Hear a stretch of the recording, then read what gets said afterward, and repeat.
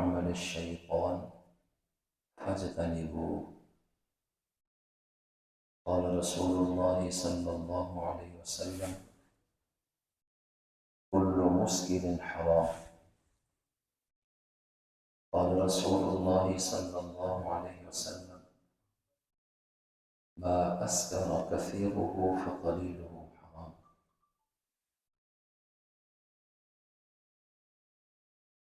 وقال الله تعالى: الصلح خير. صدق الله العظيم. اللهم صل وسلم على سيدنا محمد صلى الله عليه وعلى آله وصحبه وبارك وسلم. اللهم صل وسلم على سيدنا خاتم النبيين صلى الله عليه وعلى نبينا وعلى آله وصحبه وبارك وسلم.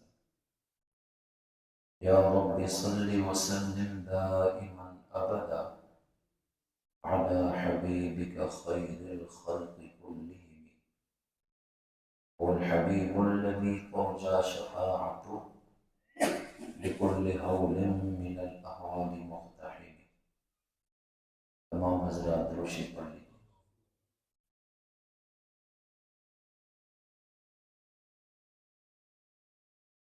انتہائی قابل احترام مسلمان بھائیوں، دوستوں، بزرگوں،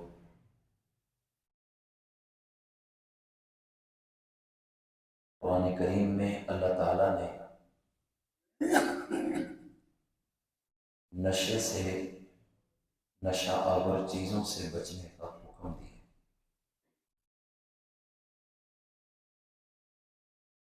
اور اس میں اول طور پر جس چیز کا ذکر کیا، جس کا جزیرہ عرب میں بہت رواج تھا، نشے میں سب سے زیادہ جس چیز کا استعمال تھا وہ شراب تھی، تو اس کا نام لے کر اللہ تعالیٰ نے اس سے بچنے کا حکم دیا۔ اور نبی کریم صلی اللہ علیہ وسلم نے اپنی احادیث میں اس چیز کو زیادہ وسیع انداز میں کھول کر پیش کیا۔ شراب تو عام تھی اور رائج تھی، اس لیے اس کا نام لیا گیا ہے، لیکن اس کا یہ مطلب نہیں کہ صرف شراب حرام ہے، بلکہ صحیح مسلم کے اندر نبی کریم صلی اللہ علیہ وسلم کا فرمان ہے: کل مسکر حرام، کہ ہر نشہ آور چیز حرام ہے۔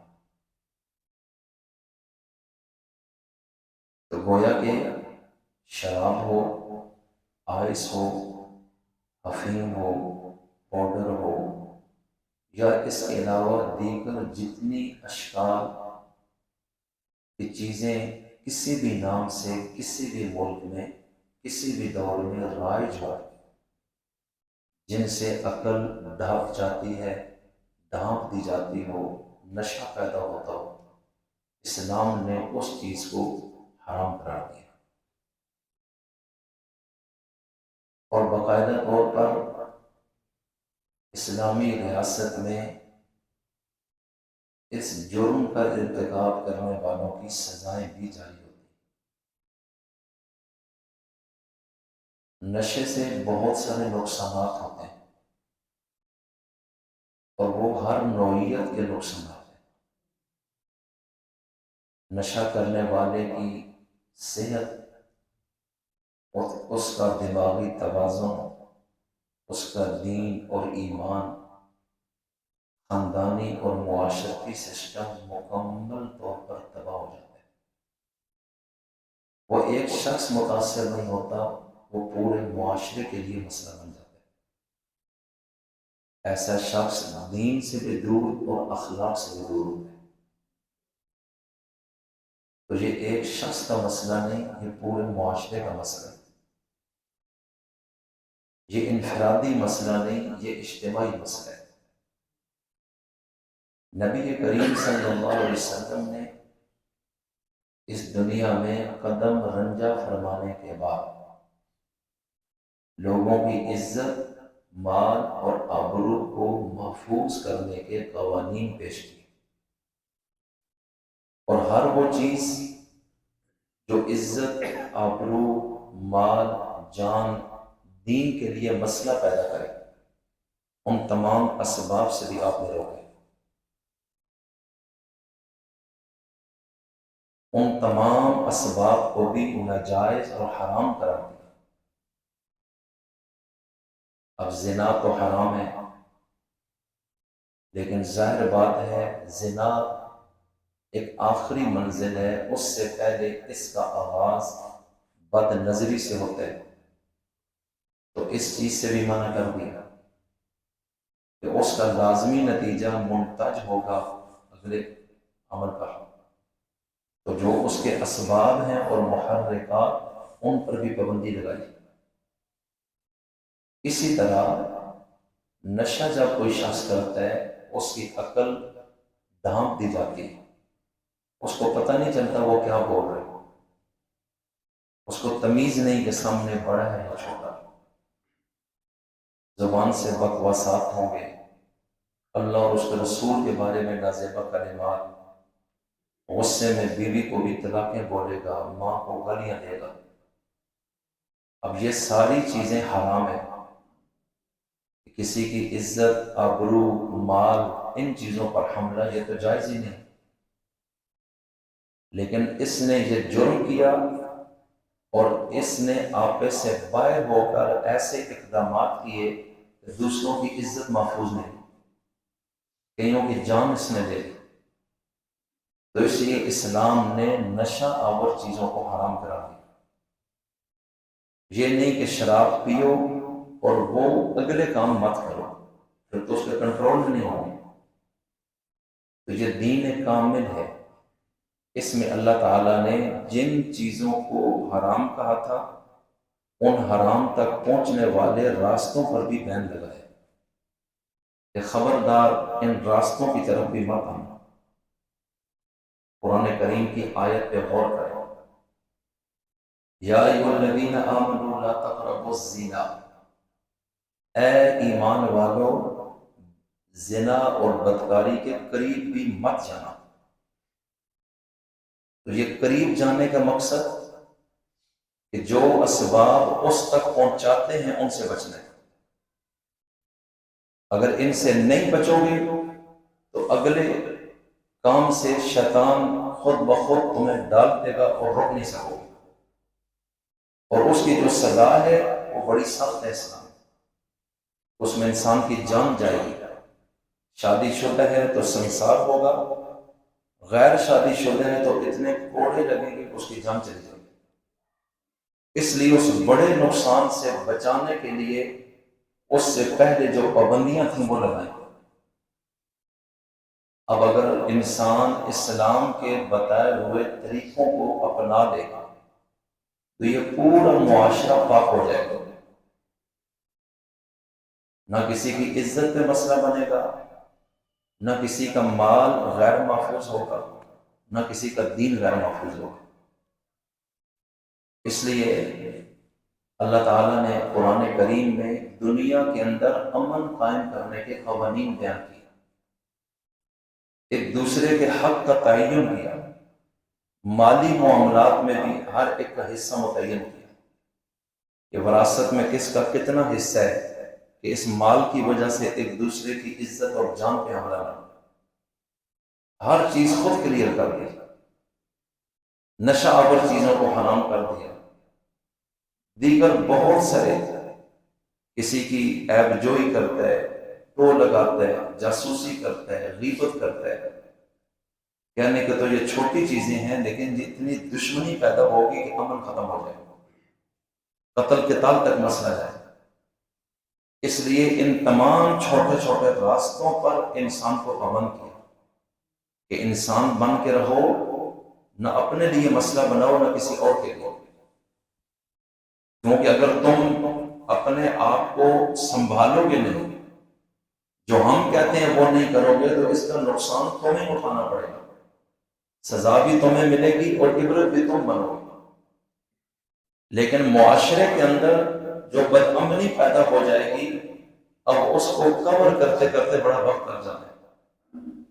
اس لیے جو اسلامی ریاست ہوتی ہے اور وقت کا خلیفہ، وہ اس چیز کا نگران ہوتا ہے کہ وہ دیکھے کہ معاشرے میں کوئی شخص کسی کے لیے مسئلہ تو نہیں پیدا کر رہا، کسی کی عزت، جان، مال، آبرو پہ حملہ آور تو نہیں، کہ وہ سنبھلتا نہیں، باز آتا نہیں، علماء سمجھا رہے ہیں، واز کر رہے ہیں، گفتگو کر رہے ہیں اور اس پر اثر نہیں ہو رہا، تو پھر اسلامی ریاست کا ڈنڈا اوپر ہوتا ہے کہ اب ہم تمہیں سیدھا کریں گے۔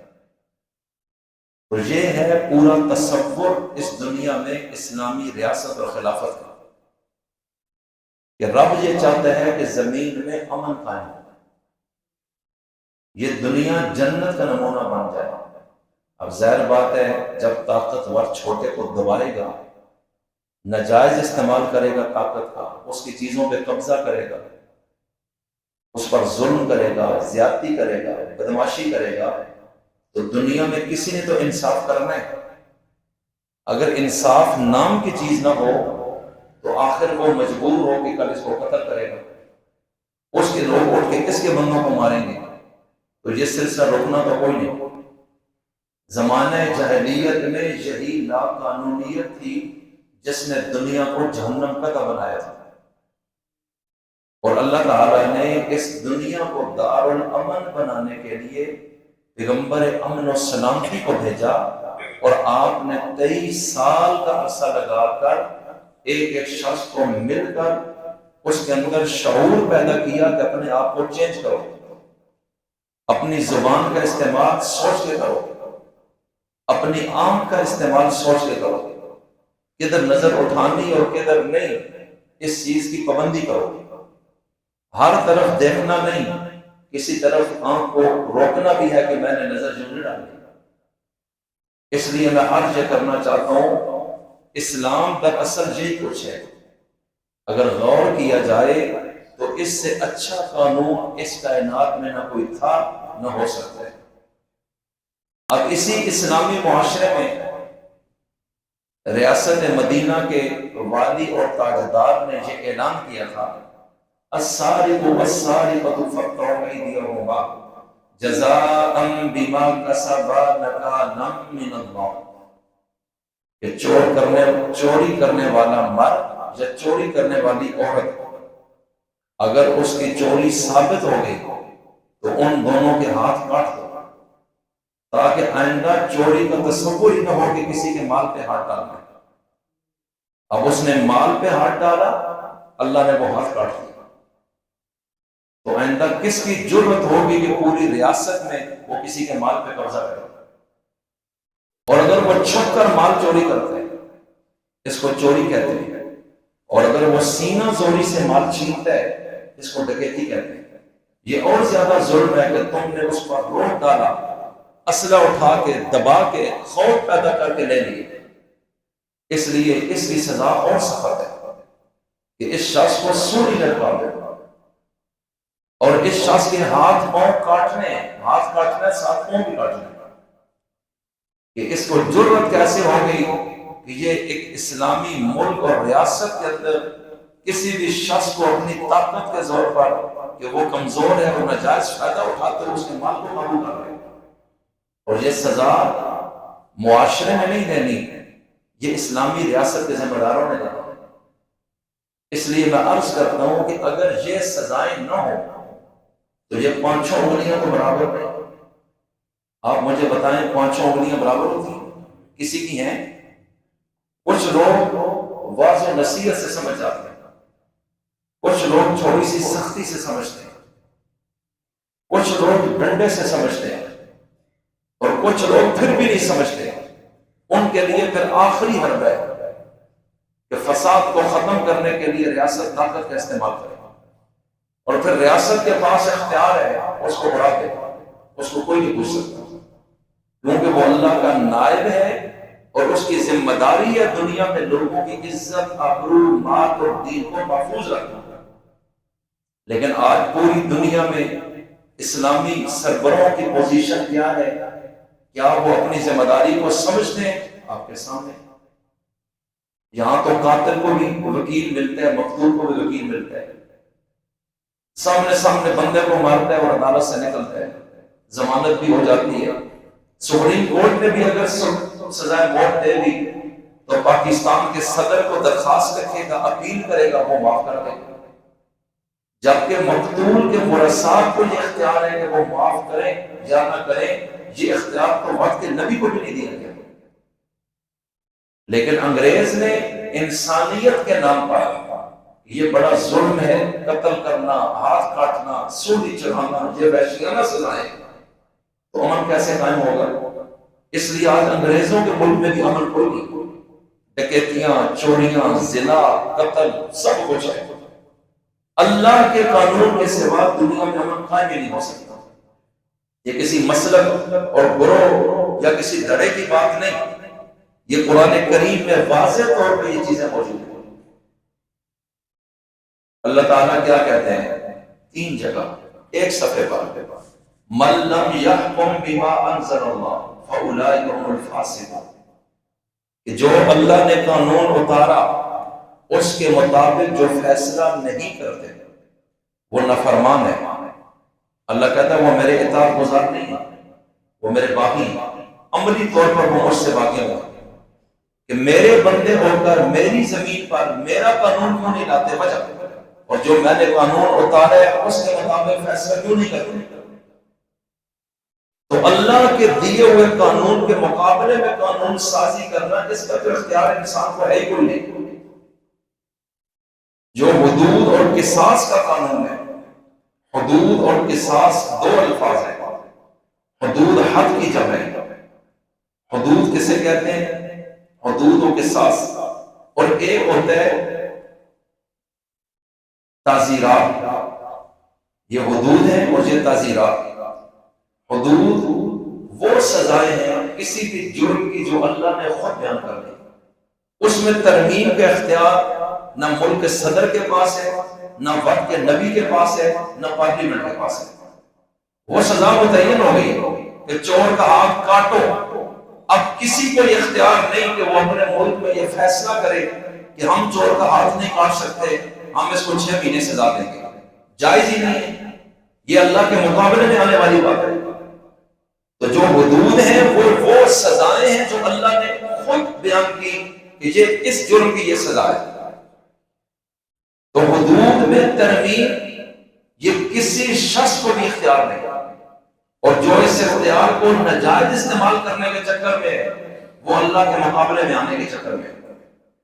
اس لیے یاد رکھیں حدود وہ سزائیں قدرت نے متعین کر دی، اور وہ 5-6 جرم ہیں جن کی سزائیں اللہ نے متعین کی کہ ان میں تم ترمیم نہیں کر سکتے۔ مثال دیتا ہوں، کسی نے جان بوجھ کے ارادہ قتل، آلہ قتل کے ساتھ کسی کو مار دیا، اب یہ قتل کی وہ قسم ہے جو ناقابل معافی ہے، اور اس میں قصاص ہے، اور یہ قرآن کریم میں ہے۔ اب قصاص جان بوجھ کے قتل کرنے والے پر رکھا گیا ہے کہ جان کے بدلے جان ہے۔ وَلَكُمْ فِي الْقِصَاصِ حَيَاةٌ يَا أُولِي الْأَلْبَابِ، اب ایک کو اس نے مارا، دوسرے کو اسلامی ریاست نے مار دیا، تو ظاہراً کیا ہے کہ ایک جان پہلے ضائع اور دوسری ہم نے کر دی۔ اللہ کہتا ہے اے عقل مندو، اس قصاص میں تمہارے لیے زندگی ہے اگر تم سمجھو، اگر تمہارے اندر اللہ کا خوف ہے تو یہ تم سمجھ جاؤ کہ اس قصاص کے قانون میں معاشرے کی زندگی چھپی ہوئی ہے، کہ جب ایک قاتل کو کھلے عام سزا ملے گی اور گردن اتر جائے گی، اور اس کو پتہ ہے اس مسئلے میں کوئی شخص بھی مجھے نہیں چھڑا سکتا اللہ کے قانون کے سامنے، نہ یہ بادشاہ کا اختیار ہے نہ قاضی کا، انہوں نے صرف فیصلہ پڑھ کے سنایا ہے، اور سزا ہر حال میں مجھے دی جائے گی، 2-4 بندوں کی گردن اترے گی، یقین جانے پورے ملک میں قتل رک جائے گا، اندر کوئی بھی نہیں کرے گا، مسئلہ بن جائے گا میرے۔ اللہ کہتا ہے میں تمہیں کہتا ہوں اے عقل مندو، قصاص میں تمہارے لیے زندگی ہے، تو ایمان سے بتاؤ اللہ سچ کہتا ہے یا جھوٹ کہتا ہے؟ آپ کے سامنے ہمارے ملک میں تو کوئی قصاص نہیں. اور پھر اسلام کیا کہتا ہے کہ سزا چھپ کے نہیں دینی، سزا کھل کے لوگوں کے سامنے دینی ہے، وہ دیکھیں گے کہ یہ سزا ہو رہی ہے. اور جہاں سزائیں چھپا کے دی جاتی ہیں، صرف اخبار میں خبر آتی ہے سزا ہو گئی، یہ اللہ کے دیے ہوئے تصور کے خلاف ہے. معاشرے میں ان مجرموں کے ساتھ جو ہوا ہے، اس چیز کو لوگوں تک پہنچانا اور دکھانا کہ لوگ اپنی اولادوں کو شروع سے سمجھائیں کہ یہ کام نہیں کرنا، نقصان ہو جائے گا. اس لیے میں عرض کرنا چاہتا ہوں، قصاص اللہ نے متعین کر دیا. اسی طرح چور کی سزا متعین ہے، ڈاکو کی سزا متعین ہے. 12-18 سورہ نور میں زنا کی سزا متعین ہے. تو یہ وہ سزائیں، پاک دامنہ عورت پر کسی نے تہمت لگا دی زنا کی، حالانکہ اس کی حقیقت کوئی نہیں، اس کی زندگی تو برباد ہو گئی. اب اس نے جب جھوٹی تہمت لگائی اور ثابت ہو گیا، 12-18 میں اس کو کوڑے لگیں گے لوگوں کے سامنے، ان کو کوڑے لگیں گے. اس لیے میں عرض کرتا ہوں، یہ چند سزائیں اللہ نے بیان کر دی کہ ان جرموں کی تو یہ سزائیں میں نے خود بتا دی. اب جو باقی سزائیں باقی جرموں کی جو ہزاروں قسم کے ہیں، وہ اسلامی ریاست کے ذمہ لگا دی کہ اس کی سزا تم خود اپنے حساب سے جو رکھنا چاہتے ہو رکھو. تو تعزیرات وہ سزائیں ہیں جو ریاست متعین کرتی ہے، اس میں وہ دیکھ سکتے ہیں کہ اس بندے سے یہ جرم غلطی سے ہو گیا، یہ جان بوجھ کے، اور یہ عادی مجرم ہے، یہ پہلی مرتبہ ہوا ہے. اس میں وہ کہہ سکتے ہیں کہ اس جرم کی نوعیت پر اتنے دن قید، اتنا جرمانہ، اتنے کوڑے. اور اگر کل وہ سمجھے جرم بڑھتا جا رہا ہے، لوگ باز نہیں آتے، وہ جرم کی سزا سے موت بھی رکھ سکتے ہیں. تو تعزیرات کے اندر اسلامی ریاست اور پارلیمنٹ اور ان ارکان شورا پر اس بات کو چھوڑ دیا، اور اس میں ہر ملک کی سزا تعزیر میں ایک جرم کی الگ الگ بھی ہو سکتی ہے. میری باتیں سمجھ رہے ہیں آپ؟ تو تعزیرات انسان کے اپنے حالات اور معاملات پہ چھوڑ دیا گیا. اب چائنا کے اندر سرکاری طور پر سیٹ پر بیٹھے ہوئے جو کرپشن کرے اس کی سزا موت ہے، اور جو پرائیویٹ کرپشن کرے اس کو سزا موت نہیں رکھی ہوئی. کہ گورنمنٹ کے خزانے پہ بیٹھے ہوئے اگر کوئی شخص یہ کرے گا، اس کو ہم نہیں چھوڑیں گے، اس کو مار دیں گے. اس لیے ان کا ملک دن بدن اوپر جا رہا ہے. نہ وزیر اعظم کرپشن کر سکتا ہے، نہ نیچے کوئی بندہ کہ مجھے تو یہ لٹکا دیں گے. اور اگر پرسنل ذاتی معاملات میں نجی اداروں میں کسی نے کرپشن کی تو اس کی سزا انہوں نے تھوڑی سی کم رکھی ہے، کیونکہ اس ادارے کا سربراہ اور مالک خود نظر رکھے ہوئے، تو اس کا کوئی تو وارث ہے. لیکن سرکاری ادارے اور خزانے کو تو یہ ماں کا دودھ سمجھ کے ہڑپ کریں گے، ان کو تو پوچھے گا کوئی نہیں. اور یہ تو پوری ریاست اور پورے ملک کی عوام کا اثاثہ ہے، لہٰذا یہ جرم بڑا ہے، ڈاکو بڑا ہے، اس لیے اس کی سزا بھی بڑی رہتی ہے. اب سعودی عرب کے اندر منشیات کی سزا موت مقرر ہے کہ جس سے نشہ آور چیز برآمد ہوگی اس کو سزا موت ہو جائے گی. اور ہمارے ملک میں آپ کے سامنے اس میں کیا ہے کہ 1 کلو نکلے تو اتنی سزا ہے، پاؤ نکلے تو اتنی ہے، 2 کلو نکلے تو اتنی ہے. پیکج دی ہوئے ہیں. کس طرح روسی ہمیں کہتے ہیں آپ لوگوں کو سمجھانے نشے سے بچیں، تو آپ بھی تو کوشش کریں نا. آج گورنمنٹ نے ہم سے رابطہ کیا کہ آپ نشے پر بات کریں، تو ہم ان سے بھی کہتے ہیں کہ آپ بھی کوشش کریں. ایک دفعہ ذرا سزا ٹیٹ کر دیں گے نا تو ہمیں تقریروں کی ضرورت ہی نہیں پڑے گی، کیونکہ لوگ تقریر کو کم مانتے ہیں، ڈنڈے کو زیادہ تسلیم کرتے ہیں. میں صحیح کہہ رہا ہوں؟ تو سا اپنا زیادہ پتہ ہے نا کوئی چیز زیادہ اثر کرتی ہے، اور ماں بھی پتہ ہے ڈنڈے سے لوگ ڈرتے ہیں.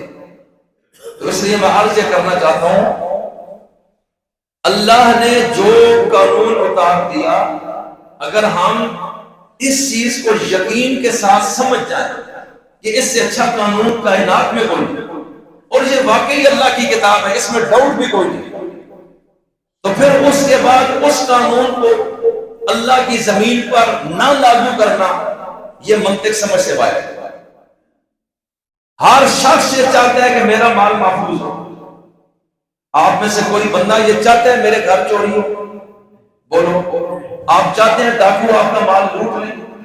جس سے پوچھے گا وہ کہے گا میں نہیں چاہتا.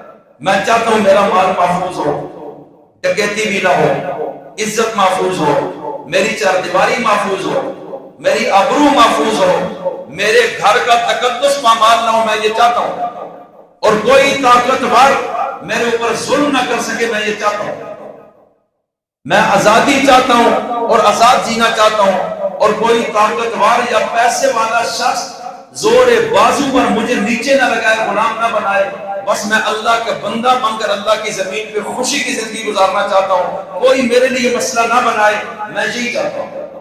اور 25 کروڑ عوام میں ہر شخص یہ چاہتا ہے، جو ارب پتی ہے وہ بھی کہتا ہے میرے مال کو کوئی بھی نہ لوٹے، غریب بھی یہ چاہتا ہے میرے مال پہ کوئی بندہ بھی ہاتھ صاف نہ کرے۔ تو پھر اللہ کہتا ہے اس کا راستہ یہ ہے کہ جو بندہ گڑبڑ کرے اس کا ہاتھ ہم کاٹ دیں، لگاؤ یہ قانون اپنے ملک میں۔ اب کہتے ہیں نہیں یہ ہم نہیں کر سکتے۔ او بھائی کیوں؟ جب آپ ہاتھ چور کا کاٹیں گے تو آپ کا مال محفوظ ہوگا، تو اس سے پریشانی چور کو بننی چاہیے، آپ کو کیوں ہو رہی ہے؟ اور اگر آپ سزا دیں گے قاتل کو تو آپ کی جان محفوظ ہوگی، تو ڈرے گا قاتل، آپ کو پریشانی کیوں ہے؟ کہتے ہیں امریکہ ناراض ہوگا، پابندیاں لگ جائیں گی، اقوام متحدہ نے بڑے سخت قانون بنائے، ہم دنیا میں رہ کے کیسے آگے چلیں گے؟ تو پھر بات تو آ گئی نا پیٹ پہ، اور اللہ بار بار کہتا ہے رزق دینے والا کون ہے؟ بات تو ختم ہو گئی، توحید کہاں گئی؟ اور جو کلمہ پڑھا وہ کہاں چلا گیا؟ کہ پابندیاں لگیں گی، ہم پیچھے چلے جائیں گے، کھائیں گے کہاں؟ قرضوں میں مسئلہ ہے، اس لیے ہم اکیلے نہیں چل سکتے، ہم یہ سزا نہیں لا سکتے۔ تو پھر ٹھیک ہے چوری ہوتی رہے، ڈکیتی ہوتی رہے، ہمیں کیوں کہتے ہو کہ آپ لوگوں کو سمجھائیں؟ علماء اپنی ذمہ داری پوری کریں تو جناب بھی تو کرے نا۔ جو پارلیمنٹ میں ہے وہ ایک دفعہ قانون بنا دیں کہ چور کی سزا ہاتھ کٹا، اور جمعے کے بعد جامع مسجد کے بعد ہر شہر میں وہاں کے چوروں کے ہاتھ کاٹے جائیں گے، آپ یقین جانیں ہمیں تقریر کی ضرورت ہی نہیں پڑے گی، بلکہ لوگ ہمارے پاس آئیں گے دعا کرو اور بچہ گڑبڑ نہ کرے، پھر ہم دعا کریں گے، ہم تقریر کریں، اور لوگ کہتے ہیں جی معاشرہ گمراہ ہے، مولوی ذمہ داری پوری نہیں کرتے۔ وہ ساری ذمہ داری مولوی کی نہیں ہے، کچھ ماں باپ کی بھی ہے، کچھ اسلامی ریاست کی بھی ہوتی ہے، یہ سارے مل کے کام کریں گے پھر معاشرہ امن کا گہوارہ بنے گا۔ آپ پورا بوجھ اور لوڈ ایک طبقے پر کیسے ڈال سکتے ہیں؟ ہم لوگوں کو سمجھا سکتے ہیں، ہمارے پاس پاور تو نہیں کہ ہم انہیں سزا دے سکیں۔ ایک بندہ یہ کہے جی نہیں میں نہیں مانتا آپ کی اس بات کو، مجھے اختلاف ہے، تو ہم تو کچھ نہیں کر سکتے، لیکن جب قاضی اور جج فیصلہ سناتا ہے وہ بندہ ہلتا بھی نہیں، پولیس پکڑ لیتی ہے چل سیدھا ہو، وہ اوپر کی عدالت میں جاتا ہے، وہاں سے بھی فیصلہ، وہاں بات ہی نہیں کر سکتا کہ میں نہیں مانتا آپ کے فیصلے کو، اس کو پتہ ہے پیچھے پاور ہے، پوری ریاست پیچھے کھڑی ہے، میری کیا ضرورت ہے کہ میں جج کے فیصلے کے سامنے آئیں بائیں شائیں کروں؟ لیکن چونکہ علماء کی بیک پہ ریاست نہیں ہے، اس لیے وہ جب بات کریں کوئی مانے نہ مانے کوئی فرق نہیں پڑتا ہے۔ تو آپ میں سے کون کون یہ چاہتا ہے کہ ہمارے ملک میں امن قائم ہونا چاہیے؟ تو پھر جو اللہ کا قانون ہے ایمان سے بتاؤ وہ ہمارے ملک میں آنا چاہیے یا نہیں آنا چاہیے؟ عجیب بات ہے، 80 سال سے مسلمانوں سے کہتا ہے اللہ کا قانون نافذ کرو، وہ کہتے ہیں ہم نہیں کرتے۔ یعنی اوپر جو بیٹھے ہیں وہ کافر نہیں، وہ بھی مسلمان ہے، کلمہ پڑھتے ہیں حلف اٹھا کے آپ نے، اور وہ بھی ترجمے پڑھتے ہیں کہ یہ سزا قرآن میں ہے، کہتے ہیں مولوی کو سخت۔ اب مجھے بتاؤ کیا کریں گے؟ غیر مسلم اپنے ملک میں یہ سزائیں نہیں لاگو کرے گا کیونکہ وہ تو قرآن کو مانتا نہیں، لیکن جب ہم کہتے ہیں یہ قرآن قانون الہی ہے اور ہم اللہ کے قانون کے پابند ہیں اور یہ زمین اللہ کی امانت ہے، کچھ وقت کے لیے اس نے ہمیں دی اور قیامت میں ہم سے پوچھے گا، تو پھر ہم اتنے عقیدے کے اظہار کے بعد بھی اپنے ملک میں یہ قانون کیوں نہیں لاتے؟ آخر رکاوٹ کیا ہے؟ ان چیزوں کو بڑی گہرائی سے سمجھنے کی ضرورت ہے۔ اور ہم نے یہ کہا تھا پاکستان کا مطلب کیا مطلب تھا؟ کہ اللہ کا قانون ہوگا، اللہ کے علاوہ کوئی طاقت نہیں، اس ملک میں صرف طاقت کا سرچشمہ اللہ ہوگا، حاکمیت اعلیٰ اس کی ہوگی۔ کیا ہم نے دھوکہ نہیں دیا لوگوں کو؟ کیا ہم نے جھوٹی تحریک نہیں چلائی؟ کیا ہم نے مذہبی کارڈ استعمال کر کے لوگوں کو ساتھ لگا کر تحریک میں جان نہیں ڈالی؟ اور جب یہ سارا کچھ ہو گیا اور اسلام کے نام پر لوگ اٹھے اور 1.5 کروڑ لوگ ہجرت کر گئے، خاندان اجڑ گئے، لاکھوں لوگ قبروں میں چلے گئے، پوری ٹرینوں کے اندر آتے ہوئے مسافروں کو زندہ جلا دیا گیا، یہ تاریخ میں موجود ہے کہ ہم کسی ایسے ملک میں جائیں گے جہاں رات کو پہنچیں گے، صبح اٹھیں گے تو ہر طرف قانون الہی کا سماع ہوگا، لیکن وہ بہار نہ انہوں نے دیکھی نہ ان کی چوتھی نسل آج تک دیکھ سکتے۔ اس لیے یاد رکھیے یہ زندگی چند روز ہے اور اس نے گزر ہی جانا ہے۔ پہلے بھی کئی آئے اور یوں ہی گئے، یہ کسی کے بس میں نہیں ہے کہ وہ اپنی زندگی کو روک سکے۔ جو سمجھتا ہے میں بہت طاقتور ہوں، موت سے اپنے آپ کو بچائے۔ کتنے جرنیل ملک میں آئے، وزیر اعظم آئے، کہاں چلے گئے؟ جتنے امیر لوگ آئے پچھلی صدی میں وہ کہاں ہیں؟ تو موت دن بدن انسان کو قابو کر رہی ہے، قریب آ رہی ہے، یہ بھاگتا ہے میں بچوں گا، بچ نہیں پاتا۔ اب اللہ کہتا ہے مَن لَّمْ يَحْكُم بِمَا أَنزَلَ اللَّهُ، جو اللہ کے اتارے ہوئے قانون کے مطابق فیصلہ نہیں کرتے، فَأُولَٰئِكَ هُمُ الْفَاسِقُونَ، وہ فاسق اور نافرمان ہے۔ یہ کون کہہ رہے ہیں؟ ترجمہ خود کر لیں، ترجمہ بڑا سخت ہے لیکن یہ میں نے تو نہیں بنایا۔ اب تھوڑا سا آگے چلیں، اللہ کیا کہتے ہیں؟ مَن لَّمْ يَحْكُم بِمَا أَنزَلَ اللَّهُ فَأُولَٰئِكَ هُمُ الظَّالِمُونَ، کہ جو قانون اللہ نے اتارا ہے، جو اس کے مطابق فیصلہ نہیں کرتے وہ ظالم ہے۔ یہ کون کہہ رہے ہیں؟ یہ میری بات نہیں، ترجمہ ہے، آپ خود کریں، میں تو آیت پڑھ رہا ہوں، اس میں کسی مولوی اور مسلک کا ضرورت ہی نہیں ہے، جس کو عربی آتی ہے وہ خود ترجمہ کرے۔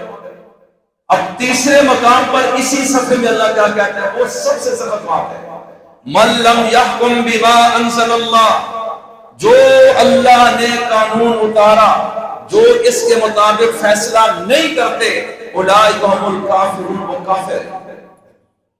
یہ کون کہہ رہے ہیں؟ یہ پڑھے قرآن پاک، ایک صفحے پر لکھا ہوگا ہے، صرف ترجمہ پڑھیں گے نا تو بات پڑھ جائے گی کہ ہم کھڑے کہاں ہیں۔ ہماری نمازیں، روزے، عمرے، حج، اللہ کے حج کی کیا پوزیشن ہے؟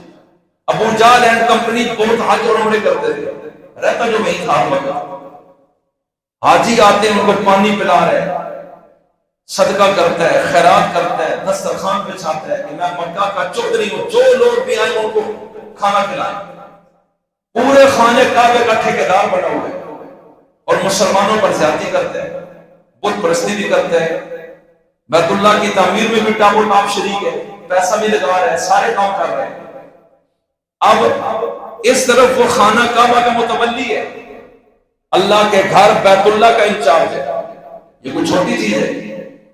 اور دوسری طرف مسلمان جو دنیا میں امن کے لیے کھڑے ہیں اور وہ ہر ایک کے حق کی بات کر رہے ہیں، مظلوموں کے حمایتی ہیں، کمزوروں کا ساتھ دیتے ہیں، بیواؤں یتیموں کے دستگیر بنے ہیں، اور ان کو بھی ظلم سے روکتے ہیں کہ مذہبی کارڈ استعمال کر کے خانہ کعبہ کے متولی بنتے ہوئے زیادتی کیوں کر رہے ہو لوگوں پہ۔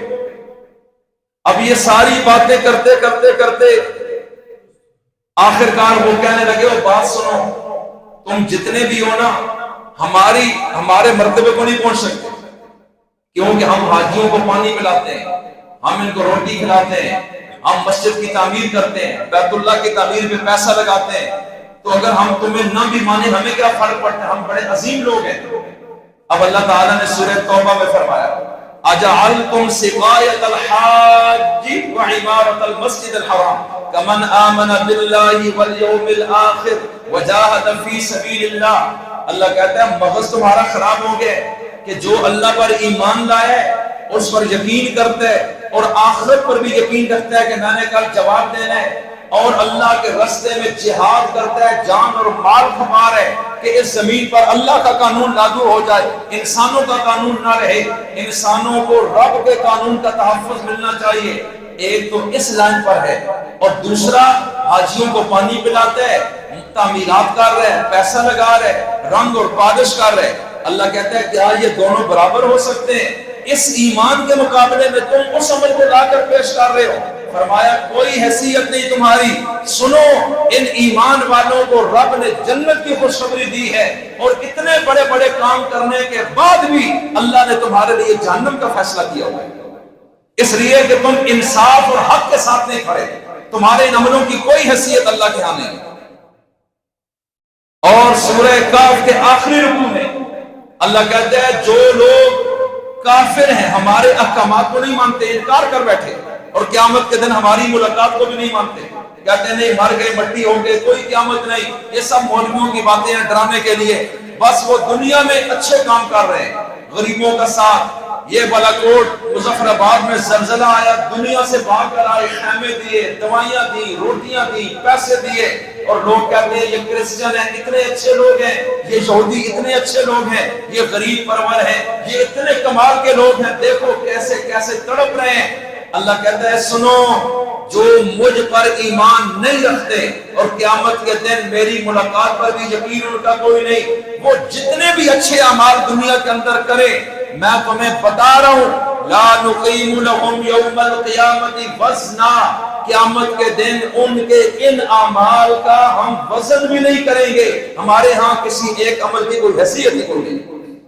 اللہ ان چیزوں کا محتاج نہیں، اللہ کہتا ہے جو مشن ہے میرا اس پہ چلنا ہے تم نے، یہ چند عمل کر کے تم ہمیں دھوکہ دینا چاہتے ہو یا لوگوں کو، نہیں، میں نے پورا نظام حیات ذکر کی ہے، اس کے ساتھ تمہیں کھڑا ہونا ہوگا، اور اگر تم اس چیز کے آنے کو تیار نہیں تو تمہارے ان اعمال کی قیامت کے ترازو پہ کوئی حیثیت نہیں، اور تولنے کے لیے بھی ہم اس کو نہیں رکھیں گے۔ اللہ تعالی ہمیں اپنے تابع فرمانوں میں بنائے، اونچا کہیں آمین۔ یہ جو زکوٰۃ کا عمل ہے یہ کیا ہے؟ یہ امت کے غریب لوگوں کا خیال ہے، یہ قربانی کیا ہے؟ جانور ذبح کرو کہ جو پورا سال گوشت نہیں کھا سکا اس تک بھی پہنچ جائے، یہ پڑوسی کا لحاظ، یہ کیا ہے؟ اس لیے میں عرض کرتا ہوں ایک ایک قدم پر رمضان کے روزے آپ نے رکھے، اللہ کہتا ہے نہیں قبول کروں گا، صدقہ فطر نکال غریب کو دے پہلے، اور اللہ فرشتوں کو کہتا ہے اس نے صدقہ فطر دی ہے، وہ کہتے ہیں ابھی نہیں، اللہ کہتے ہیں اس کے روزے تراویح نماز قرآن اعتکاف سب چیزوں کو سائڈ پہ رکھو، جب تک صدقہ فطر غریب کو نہیں دے گا یہ قبول نہیں ہو سکتا۔ اس کے دل میں مال کی محبت ہے، یہ کیوں اعتکاف میں آیا ہے؟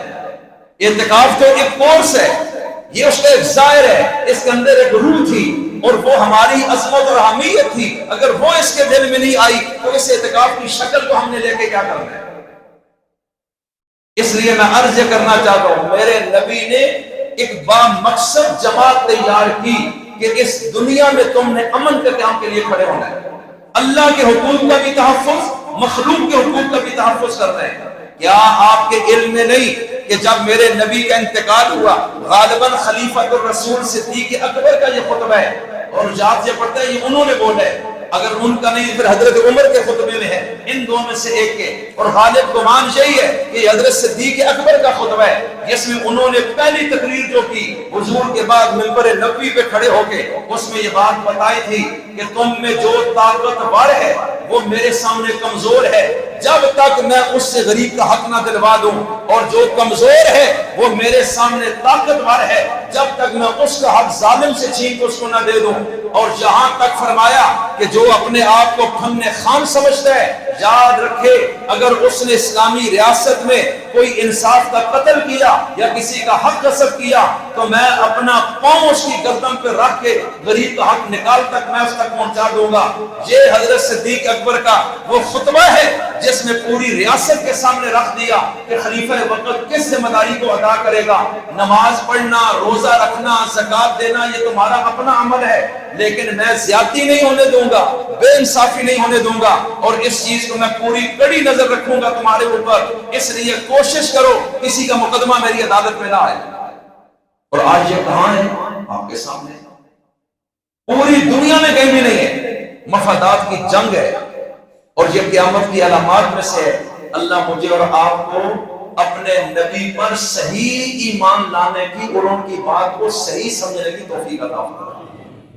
قرآن پاک کا ترجمہ اگر ہم پڑھیں ایمان سے کہتا ہوں 50% ہمارا رخ سیدھا ہو جائے گا، یہ میں گارنٹی سے بول رہا ہوں، 50% ہم سیدھے راستے پہ ڈائریکشن پہ آ جائیں گے، ہمیں اندر سے سمجھ آ جائے گا صحیح کیا اور غلط کیا ہے. ہمیں مولویوں سے بھی پوچھنے کی ضرورت نہیں پڑے گی اس 50%. یہ قرآن پاک خود بخود اپنا راستہ بنا دیتے ہیں. اور بار بار اللہ یہ کہتے ہیں قرآن میں غور کیوں نہیں کرتے, اس میں تفکر تدبر کیوں نہیں کرتے ہو؟ تو کیا ہم نے کتنی زندگی میں کبھی کیا؟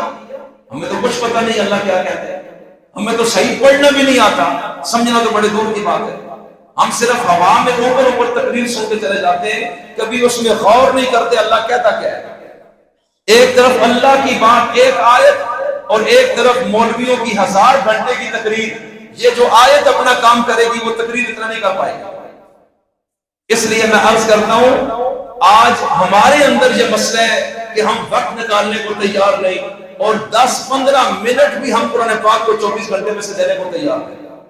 صرف پیسے کی دوڑ, شہرت, عہدہ اور طاقتور لوگوں کو پوجنا, پیسے والوں کو پوجنا, دن بدن بس اسی چکر میں. اس کے علاوہ ہماری کوئی بھی زندگی نہیں. ہمارے دل میں اللہ کی طاقت کا یقین ہی کوئی نہیں آیا آج تک. جہاں پیسے کی چمک ہماری دوڑ ادھر ہوتی ہے, ہماری کوشش ہوتی ہے اس کے ساتھ ہماری سلفی ہو. جس کے پاس عہدہ چلا جائے ہم اس کے پیچھے بھاگتے ہیں. کوئی MLA وزیر ہے, اس کے سر میں بھی درد ہو ہم اس کو پوچھنے کے لیے جاتے ہیں, اور پڑوس میں غریب مر جائے ہم اس سے پوچھنے کو بھی تیار نہیں. ہمارے اندر دنیا ہے, ہمارے اندر آج تک خدا آ ہی نہیں سکا ہے. اور ہمارے نبی غریبوں کی طرف جاتے تھے, یتیموں کی طرف جاتے ہیں, بیواؤں کی طرف جاتے ہیں. آپ کبھی طاقتوروں کے پیچھے نہیں پھرے, نہ مالداروں کے پیچھے. میرے نبی کی زندگی کا ایک واقعہ ایسا ہے تو آپ مجھے بتا دیجیے. دنیا میں انقلاب ویسے نہیں آتے, اس لیے یاد رکھیے مالدار بھی قبر میں, عیالدار بھی قبر میں جائے گا. اینڈ کسی کے ہاتھ میں کچھ نہیں آنا سوائے اللہ کے تعلق کے اور اللہ کی بات کو جو اس نے لیا یا اس پہ چلا. اس کے علاوہ کوئی چیز آگے جانے والی نہیں. اور یہ ساری باتیں ہمیں سمجھانے والی کتاب اللہ کا قرآن ہے. آج ارادہ کریں کہ ہم 10-15 منٹ نکال کر روزانہ قرآن پاک کا اردو ترجمہ پڑھیں گے انشاءاللہ. ایک رکوع روز پڑھیں. اس سے مجھے تو کوئی فائدہ نہیں ہوگا, آپ کو ضرور فائدہ ہوگا. نہیں پڑھیں گے تو نسلوں کو نقصان ہوگا. اس لیے میرے عزیزوں, میں نے ابھی عرض کیا کہ نبی کریم علیہ السلام نے کیا فرمایا, کل مسکر حرام, ہر نشہ آور چیز حرام ہے. یہ صحابہ کو کیوں بتایا کہ آپ ایک ویژن لے کر دنیا میں آئے کہ ابھی دنیا کا نقشہ کیا ہے, اور جب میرا جنازہ اٹھے تو اس وقت کیسا ہونا چاہیے. اس سے پہلے میں نے کون سی ذمہ داری پوری کرنی ہے. افراد کے شعور کو بیدار کیا, علم سے آگاہی دی, جرائم سے آگاہ کیا, ان کی سزاؤں سے آگاہ کیا, انسانی اقدار ان میں پیدا کی, اخلاق آداب کے پھل پھول ان کے اوپر لگائے, اور ان کو اللہ کی برگاہ میں حاضر باش کر دیا. اور آپ ان کے اندر رحم دلی, احساس, محبت, تڑپ, درد پیدا کر گئے, اور پھر ان کو ایسا بنایا, ان کے اندر سے مال کی محبت اٹھا کر باہر پھینکی, دنیا کی محبت کو باہر نکالا, دنیا والوں کی محبت کو باہر نکال دیا, حتیٰ کہ اولاد کی محبت بھی باہر نکال دی, قبیلے کی محبت کے بت کو بھی توڑ دیا, اور ان کو صرف ایک اللہ کا نمائندہ بنا کر کھڑا کر دیا. پھر اس مشن کے لیے, اس کو پروان چڑھانے کے لیے ان لوگوں نے اولادیں بھی چھوڑی, علاقے بھی چھوڑے, پیسہ قربان کیا, جانیں بھی کٹا دی. اور پھر وہ وقت آیا کہ آدھی دنیا پر اسلامی حکومت قائم, اور جتنے لوگوں کے بنائے ہوئے نظام تھے ایک ایک بت کو توڑ دیا ہے. اور اس عظیم کام کے لیے اللہ نے میرے اور آپ کے عظیم رسول کو منتخب فرمایا. اس لیے آپ کو رحمت للعالمین کہا جاتا ہے. انسان تو بڑے دور کی بات ہے, ایک اونٹ آتا ہے میرے نبی کے قدموں میں سر رکھ کے روتا ہے اور باتیں کر رہے ہیں, صحابہ حیران ہے جانور کہتا کیا ہے, اور رسول اللہ اس کی بات سن رہے ہیں اور سمجھ رہے ہیں. آپ نے فرمایا اس کے مالک کو بلاؤ, یہ اپنے مالک کی شکایت دے کے آئے کہ میرے اوپر زیادتی ہو رہی ہے. اب مالک جب آتا ہے فرمایا یہ کہتا ہے کھانا کم دیتا ہے اور بہت زیادہ لاتا ہے, مارتا ہے مجھے, کیوں کرتے ہو ایسے, کل تم نے اللہ کو جواب نہیں دینا. اس نے کہا یا رسول اللہ معافی چاہتا ہوں, آج کے بعد ایسے نہیں ہوگا. تو آپ نے تو جانوروں کے حقوق کا تحفظ کیا ہے, انسان تو بڑے دور کی چیز ہے.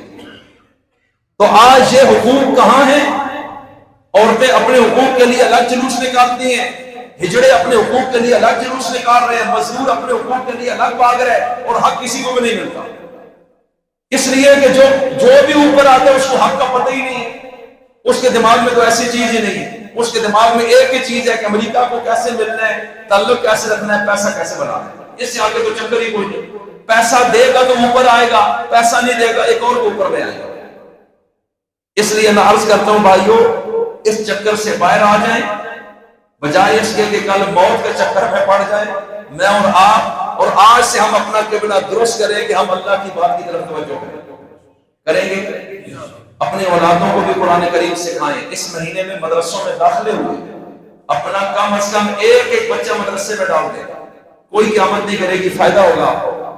نہیں ڈالیں گے تو نقصان کھائیں گے، اور کسی کا نقصان نہیں، پہلے آپ کا نقصان ہوگا۔ جب آپ بوڑھے ہوں گے تو آپ کو پتا چلے گا کہ یہ اولاد آپ کے ساتھ کرتی کیا ہے، اس لیے ان کے اندر تو دنیا کی محبت ہے، ان کو کیا لگے بوڑھے باپ کو سنبھالنے کی، ساری رات کھانستا ہے، ان کی نیند خراب ہوتی ہے، اس کی بیوی احتجاج کرے گی، وہ بیوی کو لے کے الگ ہوگا، باپ جانے اس کا کام جانے۔ اب وہ بھاگے گا مولوی صاحب تویز دو دعا کرو، تو اب تویز اور دعا کیا کرے گا؟ بیڑا تو آپ نے غرق کر دی ہے، اس کو تو آپ نے دنیا دار بنایا ہے، اس کے اندر تو دنیا کی محبت آپ نے ڈالی ہے، بس اب آپ بھوکتے دنیا میں، اور جب مریں گے تو اس کے بعد بھی یہ وبال آپ کے اوپر ہے۔ اب اس سے وقت کا نبی بھی آپ کو نہیں چھڑا سکتا۔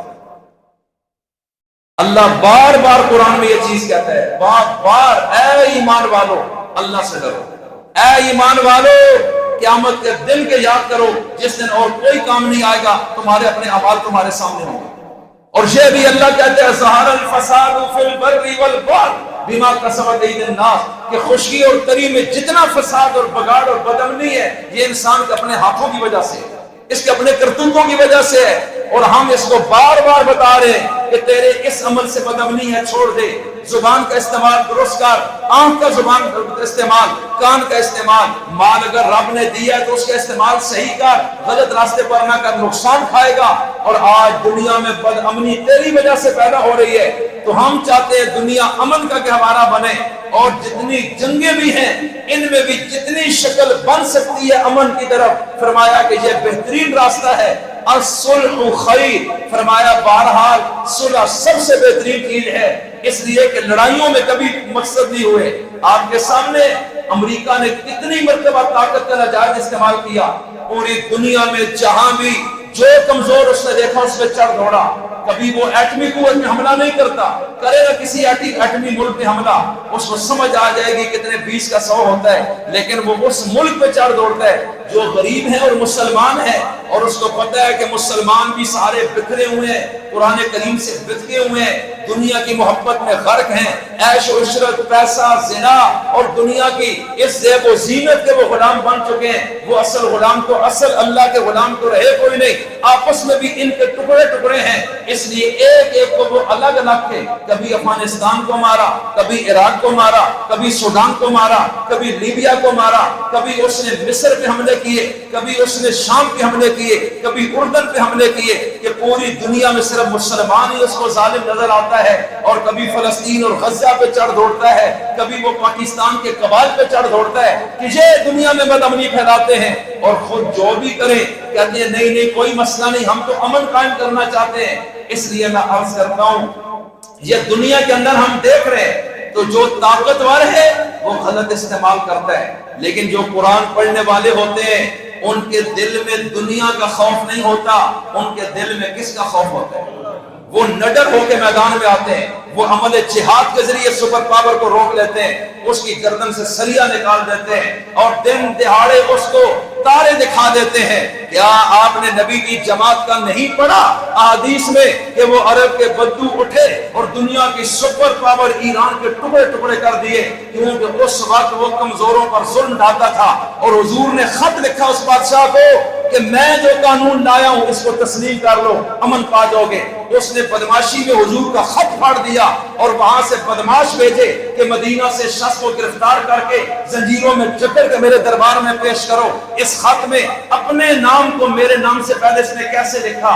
میری ویلیو زیادہ ہے، میں سپر پاور کا بادشاہ ہوں، یہ عرب کا کوئی شخص ہے اور میرا نام بعد میں، اپنا نام پہلے اس نے کیسے لکھا ہے؟ اور مجھے سمجھا رہے، بس اتنی بات پر اس کا تکبر آسمانوں پہ تھا، اور پھر میرے رب نے اسی نبی کے غلاموں کے ہاتھوں اس کے تکبر کو دریا بند کیا، اس کی تباہی کر دی, اس کی لاش اس ملک میں اس کے اپنے بیٹے نے اس کو بعد میں قتل کیا اور اللہ نے اس سے تخت چھین لیا. اس لیے میں عرض کرتا ہوں اللہ دکھاتا بھی اور بتاتا بھی ہے, لیکن میں قربان نبی کی تربیت پہ, کتاب اللہ کے اثر پہ, کتاب اللہ کی تعلیم پہ, اس کا دلوں پہ براہ راست بجلی بن کر گرنا, اصحاب رسول کی زندگیوں میں انقلاب عظیم آنا کہ پھر وہ جماعت جس طرف پھرتی چلی گئی ہر طرف امن ہی امن قائم ہوتا گیا, مال بھی محفوظ, جان بھی محفوظ, دین بھی محفوظ, عزت بھی محفوظ, اور آج تک صدیوں میں ان جیسا منصف پھر کوئی نہیں آیا, نہ ان جیسا نڈر کوئی آیا, نہ ان جیسا دنیا سے بے رغبت کوئی آیا, نہ ان جیسا اللہ کے سامنے جھکنے والا کوئی آیا, نہ ان جیسا کوئی فاتح آیا, نہ ان جیسا کوئی منتظم آیا, نہ ان جیسا کوئی صدر اور وزیر آیا, اور نہ ان جیسا کوئی تاجر آیا, نہ ان جیسا کوئی اور شخص آیا. آج تک ایسی مثال کوئی نہیں. ایمان سے بتاؤ ان افراد کو عظیم تر بنانے والی کتاب کا نام کیا تھا؟ صرف یہی کتاب نبی نے ان کو پڑھائی. آج کتاب وہی ہے, لیکن ہمیں ٹائم نہیں کہ ہم تھوڑا سا وقت نکال کے ہم اس کو پڑھیں, سمجھیں, سنیں کہ اللہ کہتا کیا ہے. مفتی تقی عثمانی صاحب کا اس وقت کی اردو محاورے میں سب سے آسان ترجمہ پاس موجود ہے, نیٹ پہ دکانوں میں مل رہے, اور آج کے محاورے میں جس میں آپ اردو بولتے ہیں کسی پرانے دور کا کوئی لفظ اس اردو کا نہیں, اور وہ صرف اس لیے کہ اس زمانے کے لوگ اپنی زبان میں قرآن کا ترجمہ پڑھیں تاکہ ان کو سمجھ آئے کہ اللہ ہم سے کہتا کیا ہے. تو اس کو صرف خریدنے تھوڑے سے پیسے لگیں گے, نہیں ہے جس کے پاس مجھے بتائیں میں انتظام کر دوں گا, لیکن آپ اس کو گھر پڑھیں, اپنے بچوں کو کہیں کہ آپ آدھا گھنٹہ روز قرآن پاک کا 1-2 رکوع پڑھ کے ترجمہ پڑھ لیں, پھر اگلے دن 1 سے 1.5 سال میں پورا قرآن نظر سے گزر جائے گا. اخبار کو اتنا وقت ہم دیتے ہیں, اللہ کی کتاب کو بھی ذرا دے دیں. 1, 2, 3 مرتبہ قرآن پاک کا ترجمہ جب گزرے گا, یقین جانیں آپ اپنی خوشی کو سمیٹ نہیں پائیں گے. آپ کے اندر ایک انقلاب آئے گا جو میں بیان نہیں کر سکتا. یہ جو اس میدان میں اترتا ہے اس کو پھر اندازہ ہوتا ہے, اور آپ اس وقت کہیں گے کہ انہوں نے بہترین مجھے مشورہ دیا ہے. تو قرآن کریم پڑھنے کی کوشش کریں گے, ترجمہ سمجھنے کی کوشش کریں. جو مشکل چیز ہو اپنے کسی قریبی عالم دین سے رابطہ کر کے آپ اس سے وضاحت لے لیں, اور انشاءاللہ کوئی مشکل نہیں ہوگی. اللہ سمجھ کی اور عمل کی توفیق عطا فرمائے. وما علینا الا البلاغ.